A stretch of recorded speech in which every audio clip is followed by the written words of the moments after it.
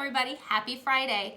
Miss Tracy here with OT. Today we're going to talk about telling time. It's an important skill and most of the students that we see from kindergarten all the way up through struggle with this concept. In your attachments to this video, you're going to find a page that has a face clock on it.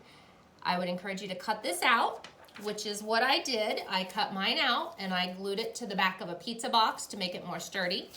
Put the hands on it, and you can have your students reflect time based on what you tell them. If you ask them to show you 7 o'clock or 7:30, 8 o'clock, 8:15. Start with the whole hours and then you work your way up to half-hour increments, 15 and 45-minute increments, 5-minute increments, and then 1-minute increments.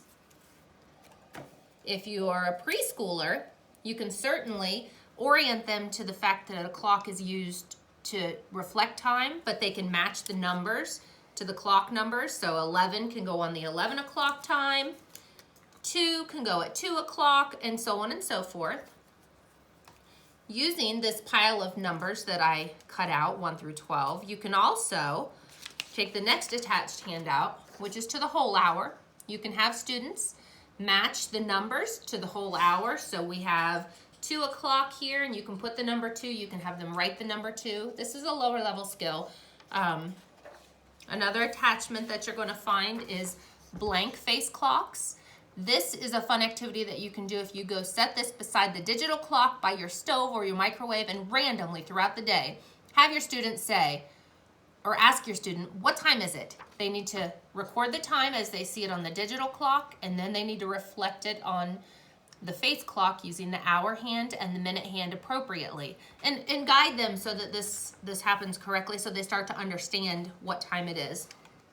And lastly, in your attachments, we have movie time, and this would be fun only if we could go to the movies right now, but perhaps they could find a favorite TV show and reflect on this clock what time their TV show starts. They can even draw a picture in here. And these are all activities to simply help wrap their brain around times. The other thing that would be a great idea to reflect on is just talk about AM and PM with your children. When they get up in the morning, is that AM or PM? When they go to bed at night, is that AM or PM?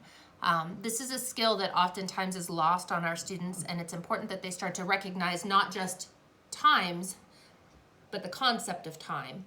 Generally, by the time a kiddo is about 11 years old, they're going to start to have some concept of time. It's an abstract concept, which is an executive skill, an executive functioning skill. But the more that you expose them to this stuff in everyday life, the easier it's going to be for them. So have fun working on time telling. I hope everybody has a great weekend. Stay safe and keep busy. Bye.